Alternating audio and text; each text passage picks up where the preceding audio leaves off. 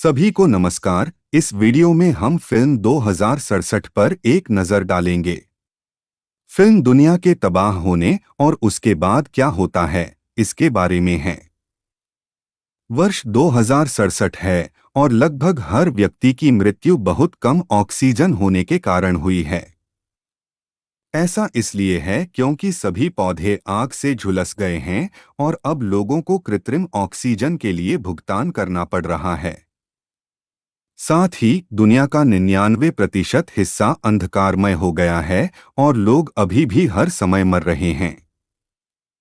Australia में केवल एक शहर है जो बच गया है और यह एक ऐसी कंपनी की वजह से है जो कृत्रिम हवा का उत्पादन कर रही है। हालांकि यह अच्छा है, कृत्रिम हवा एक घातक बीमारी का कारण बनती है जो केवल कुछ वर्षों के बाद लोगों को मार देती है और मानव जाति के विलुप्त होने में केवल वर्ष शेष हैं। एथन ऑस्ट्रेलियाई शहर में रहता है और वह अपने दोस्त के साथ हवा बनाने वाली कंपनी में काम करता है। कंपनी बीमारी का इलाज खोजने की भी कोशिश कर रही है क्योंकि अगर वे नहीं करते हैं तो मानव जाति विलुप्त हो जाएगी। एथन की एक पत्नी है और उसे कई अन्य लोगों के साथ बीमारी है जो उसे मार रही है। एथन हमेशा अधिक पैसा कमाने और उसके लिए क्लीनर ऑक्सीजन खरीदने का तरीका खोजने की कोशिश कर रहा है। एथन और उसका दोस्त जूड काम कर रहे हैं जब रेजिना ने उन्हें बुलाया, जो उनका बॉस है। रेजिना का कहना है कि अगर उन्हें इलाज नहीं मिला तो पूरी मानव जाति मर जाएगी। वह यह भी कहती है कि एथन दुनिया को बचा सकता है, लेकिन वह भ्रमित है। रेजिना एथन को अपनी प्रयोगशाला में ले जाती है जहां हमें कुछ भविष्य की तकनीक दिखाई देती है। हम यह भी देखते हैं कि एथन की कलाई पर एक उपकरण है जिसे वह छिपाने की कोशिश करता है। रेजिना और एक अन्य डॉक्टर एथन को बताते हैं कि उनके पिता ने दशकों पहले इसकी शुरुआत की थी। फिर वे उसे मशीन दिखाते हैं और यह क्या करता है। वे कहते हैं कि उन्होंने मशीन में रेडियो तरंगें भेजीं और पता चला कि पृथ्वी ने 400 वर्षों में अपनी वनस्पति बहाल कर दी है। यह एक महान खोज है क्योंकि उनका मानना है कि अगर मानव जाति 400 साल तक जीवित रह सकती है तो वे फिर से प्राकृतिक ऑक्सीजन में सांस ले पाएंगी। रेजिना तब एथन को असली कारण बताती है कि वह वहां है। वह कहती है कि जब उन्होंने वापस भेजी गई रेडियो तरंगों को डिकोड किया तो उसने एथन को पोर्टल में भेजने के लिए कहा। इसका मतलब है कि भविष्य में कुछ बच गया था और एथन इस पर विश्वास नहीं करता है। एथन का दोस्त यहूदा चाहता है कि वह भविष्य में जाए, लेकिन एथन ने मना कर दिया क्योंकि वह अपनी बीमार पत्नी को नहीं छोड़ना चाहता। हमें पता चलता है कि एथन अपने पिता की तरह नहीं बनना चाहता क्योंकि उसके पिता ने उसकी मां को छोड़ दिया था, जिसके परिणामस्वरूप उसे मार दिया गया था। इस वजह से जूड ने एथन को एक दोस्त और एक पिता के रूप में पाला। आखिरकार जूड भविष्य में जाने के लिए एथन को मनाने में सक्षम है क्योंकि लंबे समय में यह उसकी पत्नी की मदद करेगा। हम देखते हैं कि जब एथन छोटा था उसके पिता ने उसे उसके जन्मदिन के लिए एक उपहार खरीदा था। उपहार उसकी कलाई पर अजीब उपकरण था और एथन अभी भी इसका उद्देश्य नहीं जानता है। जब वह घर आता है तो उसकी पत्नी भी चाहती है कि वह भविष्य में जाए। अगले दिन एथन भविष्य में पोर्टल में जाने की तैयारी में प्रयोगशाला में है और मिशेल एथन को वह सूट दिखाती है जो वह पहनेगा। एथन भ्रमित है क्योंकि उनके पास एथन के लिए कोई योजना नहीं है और वे नहीं जानते कि वह भविष्य में क्या देखेगा। डॉक्टर एथन को सूट करता है और उसे एक ऐसा उपकरण देता है जो उसके महत्वपूर्ण अंगों पर नजर रखेगा।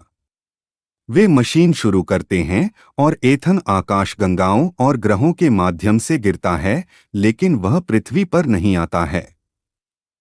उसके सूट में आग लग जाती है, इसलिए वह उसे उतार लेता है और ताज़ी हवा में सांस लेता है। वह इतना खुश है कि पृथ्वी की वनस्पति वापस आ गई है और वह स्वच्छ हवा में सांस ले सकता है। वह जंगल के माध्यम से अपना रास्ता बनाता है और एक धातु के दरवाजे और एक कंकाल के पास आता है जिसमें एक गोली का छेद होता है। वह करीब से देखता है और देखता है कि कंकाल पर उसका नाम है और वह भयभीत है। उसे एक ऐसा उपकरण भी मिलता है जिस पर रिकॉर्डिंग होती है। रिकॉर्डिंग एक आदमी की है जो कह रहा है, यही एकमात्र तरीका है, और फिर यह समाप्त हो जाता है। एथन को कंकाल की कलाई पर एक उपकरण भी मिलता है, लेकिन उसके पास लाल बत्ती के बजाय यह एक हरी बत्ती है।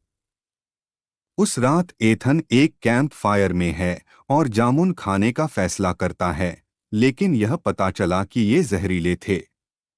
वह उल्टी करना शुरू कर देता है और अनियंत्रित रूप से कांपता है, लेकिन बाद में वह जूड को अपने बगल में देखकर चौंक जाता है।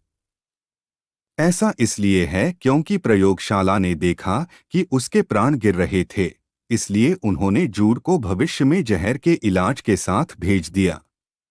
जूड और एथन उसके कंकाल की जांच करते हैं, लेकिन देखते हैं कि वह अभी भी वहां है। वे जंग लगे दरवाजे तक जाते हैं और जब कोई उपकरण एथन की आंख को स्कैन करता है तो उन्हें अंदर जाने दिया जाता है। एक कंप्यूटर तब एथन का स्वागत करता है और उससे रक्त का नमूना मांगता है। कलाई के उपकरण एथन ने उसे खून बहाया है और फिर प्रकाश हरा हो जाता है।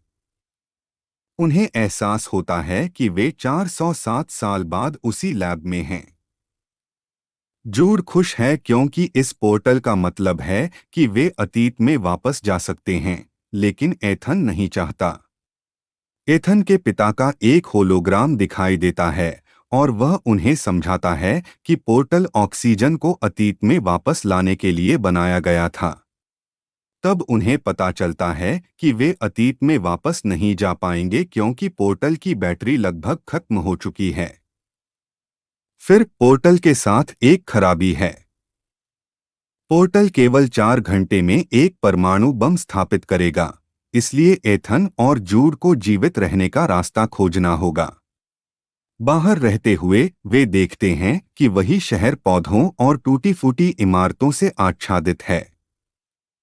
वे हर जगह कंकाल भी देखते हैं और डरते हैं कि यह उनके लिए अंत हो सकता है।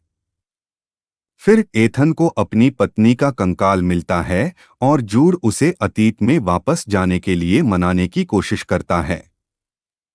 एथन रिकॉर्डिंग बजाता है और महसूस करता है कि जूड ही वह था जिसने उसके सिर में गोली मार दी थी। क्योंकि बम विस्फोट करने वाला है, वे उस पोर्टल को जल्दी से ठीक करने में सक्षम हैं जो उन्हें अतीत में वापस जाने की अनुमति देता है। एथन अभी भी अपने कंकाल को देखता है और जानता है कि उसका भाग्य नहीं बदला है, इसलिए वह डिवाइस में बैटरी बदल देता है और जूड का एक और वीडियो बंदूक की नोक पर उसे पकड़ता हुआ देखता है।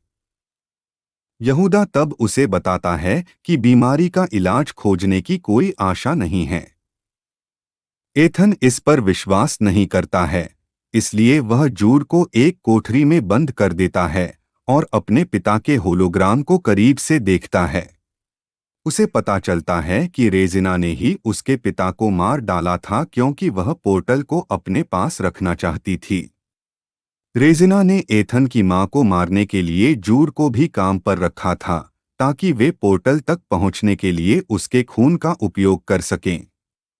एतान यहूदा पर क्रोधित है क्योंकि उसने यहूदा की ओर देखा था और वह वही था जिसने उसकी मां और उसे मार डाला था।